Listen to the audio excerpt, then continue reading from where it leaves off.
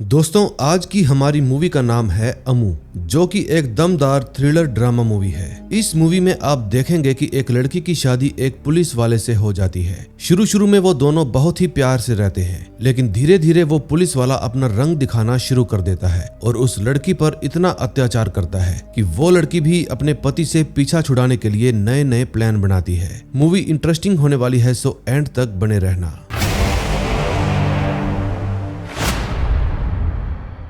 Movie की शुरुआत में हम एक कपल को देखते हैं, जिनमें लड़की का नाम है अमू और लड़के का नाम है रवि। पेशे से रवि एक इंस्पेक्टर है और अब उसके घर वाले उसकी शादी करवाना चाहते हैं। फिर कुछ ही दिनों बाद उसकी अमू नाम की लड़की से शादी हो जाती है। शादी होने के बाद ये दोनों बहुत ही खुश रहते हैं, क्योंकि रवि अमू से बहुत प्यार करता था और अमू भी अपने पति रवि से बहुत ज्यादा प्यार करती है। फिर वो दोनों अपने नए घर में शिफ्ट हो जाते हैं। फिर अगले ही दिन अमू रवि को सरप्राइज देने के लिए पुलिस स्टेशन में लंच लेकर जाती है और अमू का प्यार से पुलिस स्टेशन में लंच लेकर आना रवि को बहुत ही ज्यादा पसंद आता है। तभी घर जाते वक्त रवि को याद आता है कि पिछले कुछ दिनों से अमू एक सिलाई मशीन की डिमांड कर रही है, इसलिए घर जाने से पहले रवि अमू के लिए सिलाई मशीन लेकर आता है, ताकि अमू घर पर अकेले रहते हुए बोर ना हो और कुछ न कुछ काम में लगी रहे। फिर जब रवि पुलिस स्टेशन पहुंचता है तो एक औरत उसे बताती है कि कल रात कुछ लड़कों ने मिलकर मेरी लड़की को बहुत ही बेरहमी से पीटा है। फिर रवि उनको यकीन दिलाता है कि हम उन लड़कों को जल्दी से जल्दी पकड़ लेंगे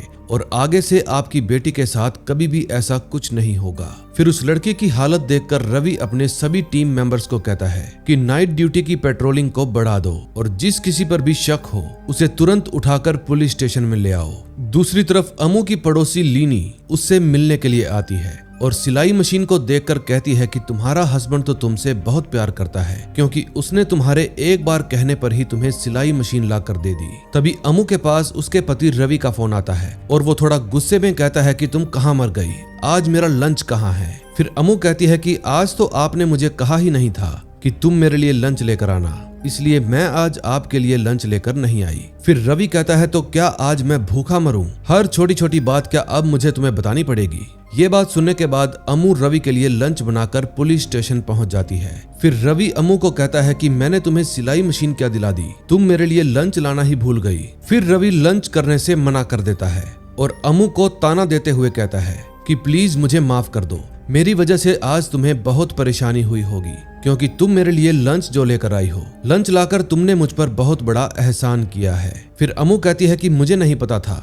आज आपको लंच चाहिए होगा, प्लीज आप इसे खा लीजिए। लेकिन रवि तो अमू पर गुस्सा होकर लंच करने से इनकार कर देता है। फिर अमू सारा खाना लेकर वापस घर चली जाती है। तभी रात होने के बाद जब रवि अपने घर पर आता है तो अमू फिर से रवि के लिए खाना लगाती है, लेकिन रवि तो अमू से अभी भी नाराज था, इसलिए वो कहता है कि मुझे भूख नहीं है, खाना तुम ही खा लो। अब रवि की ऐसी बातें सुनकर और उसका बिगड़ा हुआ मिजाज देखकर अमू थोड़ा परेशान हो जाती है और सोचने लगती है कि अचानक रवि को ऐसा क्या हो गया। शायद पुलिस स्टेशन में काम ज्यादा होने की वजह से ही रवि ऐसा बर्ताव कर रहा है। फिर नेक्स्ट डे रवि और उसके कुछ दोस्त मिलकर पार्टी करते हैं। तभी रवि अपने दोस्त को कहता है कि तू तो बहुत लकी है, क्योंकि तेरी वाइफ तुझे बहुत प्यार करती है और एक तरफ मेरी वाइफ है जो एक दिन लंच लाकर दूसरे दिन लंच लाना ही भूल जाती है, उसे मेरी बिल्कुल भी परवाह नहीं है। अब अमू इतने सारे लोगों के बीच में खुद की इंसल्ट देखकर दुखी हो जाती है। फिर कुछ देर बाद जब पार्टी खत्म होने के बाद वो दोनों वापस घर जाने लगते हैं तो अमू बाइक रुकवाकर रवि से पूछती है कि आपने पार्टी में सबके सामने मेरी इंसल्ट क्यों की?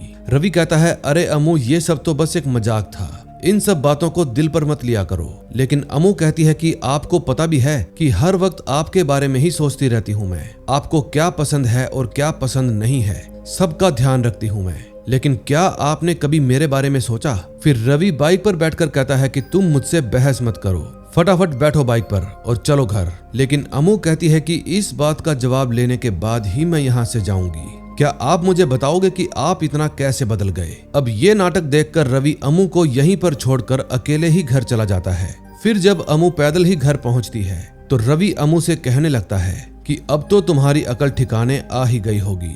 फिर अमू रवि को कहती है कि अगर आपने दोबारा कभी मुझे ऐसे रास्ते में अकेला छोड़ा तो मैं वापस कभी भी घर लौट कर नहीं आऊंगी। ये बात सुनते ही रवि को बहुत ज्यादा गुस्सा आ जाता है और वो खाने की प्लेट को अमू की तरफ फेंक कर मारता है। फिर जब उसको अपनी गलती का एहसास होता है तो वो अमू के पास आकर उससे माफी मांगता है।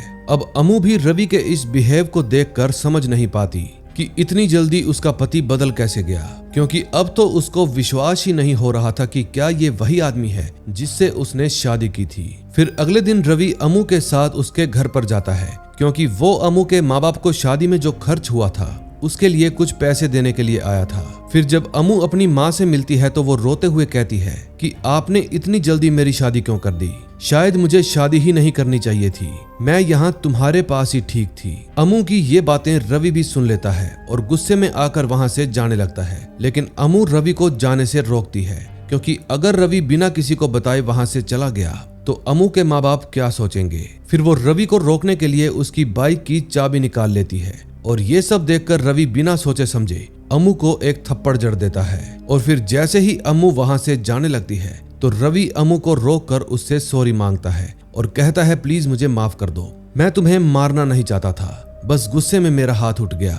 फिर जब अमू खुद को आईने में देखती है तो उसे पता चलता है कि रवि के थप्पड़ मारने की वजह से उसके गाल पर सूजन आ गई, इसलिए अमू मेकअप करके उस सूजन को छुपाने की कोशिश करती है ताकि किसी को भी उसके बारे में पता ना चल सके।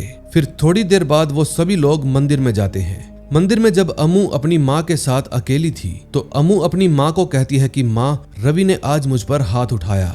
ये बात सुनने के बाद अमू की माँ उससे पूछती है कि तुमने ऐसा क्या कर दिया जो रवि को तुम पर हाथ उठाना पड़ा। उसकी माँ ये नहीं पूछती कि किसकी गलती थी, इसलिए अमू यही बात अपनी माँ से पूछती है कि माँ तुमने कैसे समझ लिया कि इसमें मेरी ही गलती होगी। फिर अमू की माँ कहती है देखो अमू, ये तुम्हारे साथ पहली बार नहीं हुआ, ये मेरे साथ भी बहुत बार हुआ है। जब तुम्हारे पिताजी ने मेरे ऊपर पहली बार हाथ उठाया था तो मैंने भी इसी तरह अपनी माँ से शिकायत की थी और उस वक्त मेरी माँ ने मुझसे जो कहा था वही बात मैं तुमको बता रही हूँ। देखो वो मर्द है, कभी न कभी अपनी पत्नी पर हाथ उठाएगा ही, क्योंकि मर्द बाहर काम करता है और उसे बहुत सारी परेशानियों का सामना करना पड़ता है और घर में ऐसे छोटे मोटे झगड़े होते ही रहते हैं, इसलिए मर्द अपनी औरत के ऊपर ही गुस्सा करेगा ना। लेकिन मैं तुमको ये सब सहन करने के लिए नहीं कहूंगी। अगर मर्द का अत्याचार बहुत ज्यादा बढ़ जाता है तो कई औरतें अपने मर्दों को छोड़कर चली जाती हैं। अब आगे क्या करना है ये सब तुम्हें सोचना है, लेकिन मुझे लगता है कि तुम दोनों का एक बच्चा होना चाहिए, जिसके कारण रवि का भी गुस्सा थोड़ा बहुत कम हो जाएगा। फिर अगले दिन जब रवि अपने पुलिस स्टेशन जाने लगता है तो देखता है अमू रवि की शर्ट पर बटन लगा रही है, इसलिए वो रवि को कहती है कि प्लीज आप थोड़ा खाने को हिलाते रहिए। फिर जब रवि खाना हिलाने लगता है तो उसके हाथ में जो फाइल थी गलती से उसमें आग लग जाती है और वो फाइल जल जाती है। ये फाइल रवि के लिए बहुत ही जरूरी थी। अब रवि को लगता है कि ये फाइल अमू की वजह से ही जली है, क्योंकि ना तो वो खाना हिलाने के लिए कहती और ना ही ये फाइल जलती। फिर वो गुस्से में आकर बेल्ट से अमू को मारने लगता है और कहता है कि तुम एक काम भी ढंग से नहीं करती, देखो तुमने क्या किया, तुम्हारी वजह से मेरी फाइल जल गई, बस जब देखो तुमको रोना आता है। फिर वो गुस्से में आकर अमू को कहता है निकल जाओ मेरे घर से, जिसके बाद अमू उसी जख्मी हालत में अपने कपड़े और सामान लेकर बस स्टैंड पहुंच जाती है। उस समय अमू के साथ एक भिखारी भी बैठा हुआ था। फिर वो भिखारी अमू की ये हालत देखकर उसकी सारी प्रॉब्लम समझ जाता है और अमू को समझाते हुए कहता है कि तुम खुद के लिए जीना शुरू कर दो, तुम ऐसे डर क्यों रही हो। लेकिन अमू उस भिखारी की बातें ना समझकर सारा इल्जाम खुद के ऊपर ही ले लेती है। दरअसल अब अमू को भी लगने लगा था कि सारी गलती उसकी खुद की है, इसलिए वो दोबारा से रवि के घर पर चली जाती है। फिर जब रात होने पर रवि अपने घर पहुंचता है तो अमू को देखकर कहने लगता है कि क्या तुम मुझको छोड़कर जाने वाली थी। फिर अमू कहती है मैंने तो सोच लिया था कि अब मैं यहाँ कभी नहीं आऊंगी, लेकिन मैं तो यहाँ से जा ही नहीं पाई। मैं आपसे बहुत प्यार करती हूँ, इसलिए मैं आपके बिना नहीं रह सकती। अब रात को सब कुछ एकदम ठीक हो जाता है, लेकिन अगले दिन फिर से रवि का बर्ताव चेंज हो जाता है। अब ये झगड़ा उनके रोज का हो गया था और अमू भी इस झगड़े के बारे में अपने माँ बाप को नहीं बता पाती, वो तो बस अंदर ही अंदर घुटती रहती है। अब तक इनकी शादी को काफी दिन बीत चुके थे।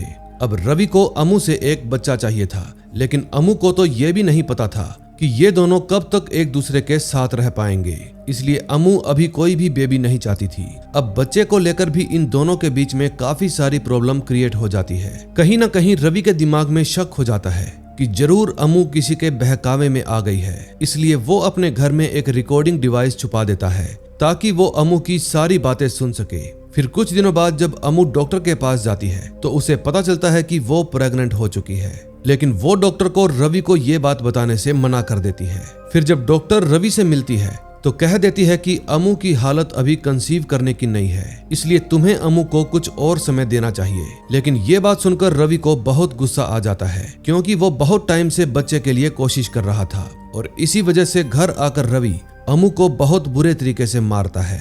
तभी एक रात अमू की पड़ोसी लीनी को अमू के घर से किसी के रोने की आवाज आती है। फिर जब वो रवि के घर पर आकर पूछती है तो रवि बताता है हो सकता है कि वो आवाज किसी दूसरे घर से आ रही हो। फिर लीनी और कांस्टेबल सत्य आसपास के सभी घरों में पूछताछ करते हैं, लेकिन पूछताछ करने पर भी उनके हाथ कुछ नहीं लगता।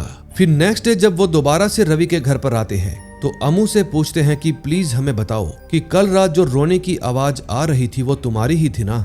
लेकिन अमू तो उन्हें कुछ भी बताने से डर रही थी। फिर हिम्मत करके अमू उन दोनों को अपने घर के अंदर बुलाती है और अपने साथ जो कुछ भी हो रहा है वो सारी बातें उनको बता देती है। फिर सत्या रवि की कंप्लेंट डीसीपी से करने के लिए कहता है, जिसके बाद अमू रवि की कंप्लेंट करने के लिए डीसीपी के ऑफिस में पहुंच जाती है। लेकिन वहां पर एक कांस्टेबल फौरन ही रवि को कॉल करके बता देता है कि आपकी वाइफ यहां पर डीसीपी ऑफिस में आई हुई है, वो भी आपके खिलाफ कंप्लेंट करने के लिए। फिर रवि भी तुरंत ही वहां पर पहुंच जाता है और अमू और सत्या को एक दूसरे कमरे में ले जाता है। फिर वो अमू से बहुत ही प्यार से बात करता है और पूछता है क्या तुम यहाँ पर मेरी कंप्लेंट करने के लिए आई थी। लेकिन तभी सत्या रवि को कहती है कि सर आप अमू को नहीं मार सकते। फिर रवि गुस्से में आकर अमू से पूछने लगता है कि क्या मैं सच में तुम्हें मारता हूँ। ये बात सुनकर अमू डर जाती है और डर के मारे ना कह देती है। फिर वो अमू को वापस घर भेज देता है। अब घर आने के बाद अमू सोचती है कि मैं लीगल तरीके से तो इनका कुछ नहीं बिगाड़ पाऊंगी, और अगर अब मुझे इनको सच में बदलना है तो मुझे एक बढ़िया सा प्लान बनाना होगा। अगले सीन में हम एक कैदी को देखते हैं जिसका नाम था प्रभु। फिलहाल प्रभु 2 लोगों के मर्डर के जुर्म में जेल के अंदर बंद था। फिर कुछ दिनों बाद प्रभु को बेल तो मिल जाती है, लेकिन हर रोज प्रभु को सुबह और शाम रवि के पुलिस स्टेशन में जाकर रजिस्टर पर साइन करना पड़ता है। प्रभु की एक सगी बहन भी थी जिसका नाम था गीता। प्रभु 2 मर्डर करके जेल में चला गया था, इस वजह से गीता उससे नाराज थी। लेकिन प्रभु ने कई बार इसके लिए गीता से माफी भी मांगी, लेकिन गीता ने अभी तक उसको माफ नहीं किया था। प्रभु को तो बेल भी इस कारण से मिली थी क्योंकि कुछ दिनों बाद उसकी बहन की शादी होने वाली थी। फिर बेल मिलने की खुशी में प्रभु एक बार में जाता है जहां पर कुछ लोग प्रभु की बहन के बारे में बुरा भला बोलने लगते हैं। फिर प्रभु का उन सब लोगों के साथ झगड़ा हो जाता है। झगड़ा होने के कारण वो लोग पुलिस स्टेशन में जाकर प्रभु की फिर से कंप्लेंट कर देते हैं, जिसके बाद रवि प्रभु की बेल को कैंसिल करने के लिए लेटर लिखने लगता है। लेकिन तभी प्रभु रवि के आगे रिक्वेस्ट करने लगता है कि सर प्लीज आप मेरे साथ ऐसा मत कीजिए, मुझे मेरी बहन की शादी देखनी है, आप जो भी काम बोलोगे मैं वही करूंगा, लेकिन मेरी बेल कैंसिल मत कीजिए। इतना गिड़गिड़ाने के बाद भी रवि प्रभु की एक भी बात नहीं सुनता और उस लेटर को अपने हायर ऑफिसर के पास सेंड कर देता है। ये देखकर प्रभु रवि को धक्का दे देता है, जिसकी वजह से रवि और बाकी के कांस्टेबल प्रभु को बांधकर मारने लगते हैं। तभी कुछ देर बाद रवि को पता चलता है कि डीसीपी सर अभी पुलिस स्टेशन में आने वाले हैं इंस्पेक्शन करने के लिए। लेकिन इतने में वहां पर अमू भी टिफिन लेकर पहुंच जाती है। फिर रवि अमू और प्रभु को एक बाथरूम के अंदर लॉक कर देता है ताकि डीसीपी सर इन दोनों को देख ना सके। तभी बाथरूम के अंदर अमू प्रभु से पूछती है कि क्या तुम भी रवि के हाथों मार खा के आए हो। प्रभु कहता है हाँ। फिर अमू कहती है कि हम दोनों में से कोई भी रवि का कुछ नहीं बिगाड़ सकता। फिर वो अपनी सारी प्रॉब्लम प्रभु को भी बता देती है और उसके साथ एक डील करती है कि मैं तुम्हें यहाँ से भागने में हेल्प करूंगी ताकि तुम अपनी बहन की शादी अटेंड कर सको, लेकिन बदले में तुम्हें रवि से बदला लेने में मेरी हेल्प करनी होगी। फिर अगले ही दिन प्रभु मौका देखकर जेल से भाग जाता है। जेल से भागने में अमू और सत्या ने भी उसकी हेल्प करी थी। फिर जब ये बात रवि को पता चलती है कि प्रभु पुलिस स्टेशन से भाग गया है तो रवि सभी कांस्टेबल्स को प्रभु को ढूंढने में लगा देता है। फिर प्लान के मुताबिक प्रभु अमू के घर पहुंच जाता है और वहां जाकर अमू उसको एक स्टोर रूम के अंदर छुपा देती है। अमू अच्छे से जानती थी कि रवि कभी भी खुद के घर की तलाशी नहीं लेगा। सभी पुलिस वाले पूरे एरिया में छानबीन करते हैं, लेकिन उन्हें प्रभु कहीं भी नहीं मिलता। अब प्रभु को लेकर रवि भी काफी ज्यादा टेंशन में आ जाता है और अपने पति को टेंशन में देखकर अमू को बहुत खुशी मिलती है।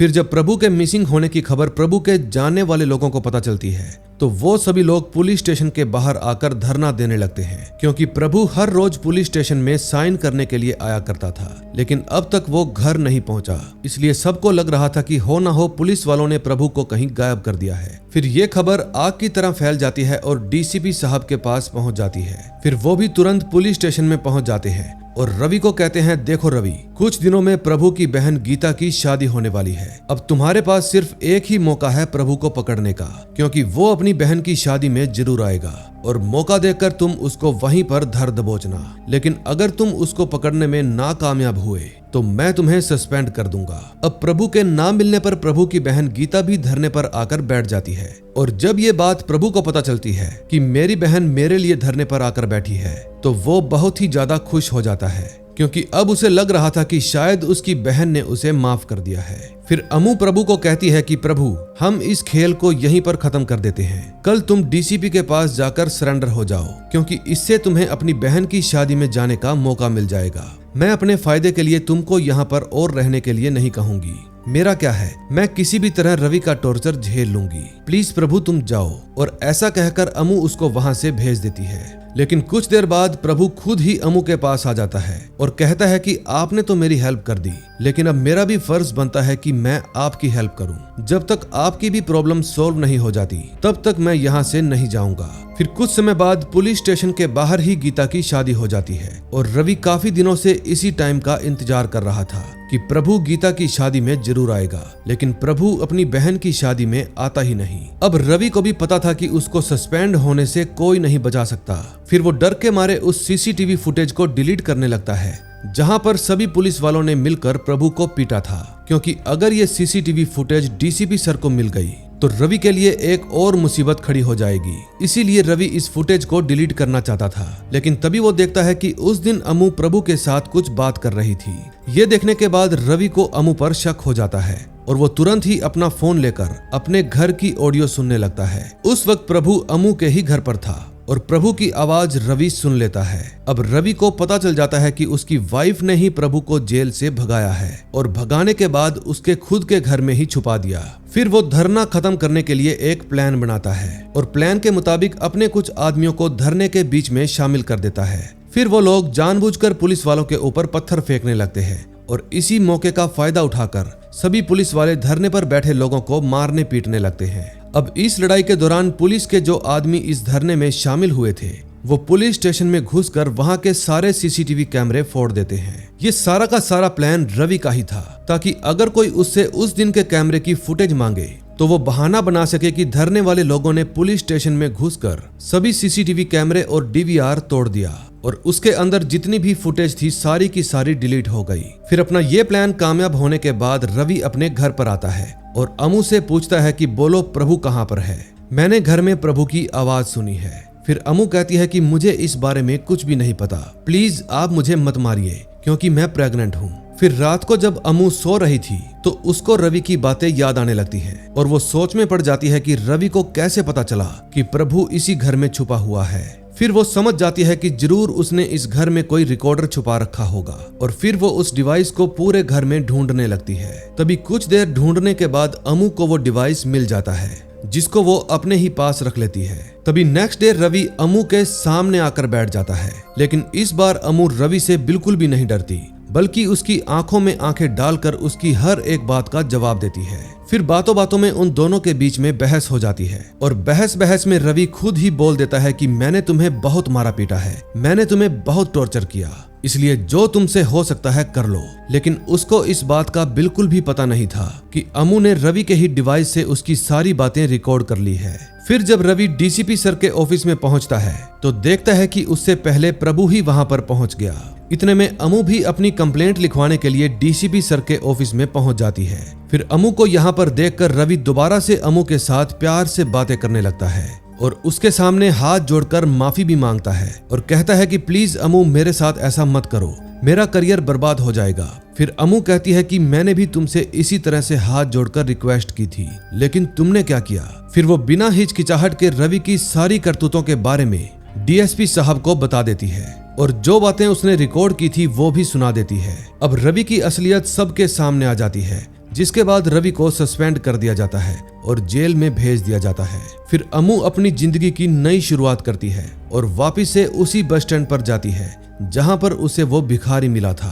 फिर वो भिखारी को खाने के लिए कुछ सामान देती है, जिसके बाद वो भिखारी कहता है, चलो देर से ही सही लेकिन तुम में हिम्मत तो आई, अब अपनी जिंदगी खुल कर जियो। और इसी के साथ इस मूवी का एंड हो जाता है। दोस्तों, अगर आपको ये मूवी अच्छी लगी हो तो प्लीज वीडियो को लाइक करके चैनल को सब्सक्राइब कर दें और हाँ, बेल आइकन दबाना मत भूलना ताकि जैसे ही नई मूवी आए आपको पता चल जाए। हम मिलेंगे नए दिन नई स्टोरी के साथ। Till then bye bye.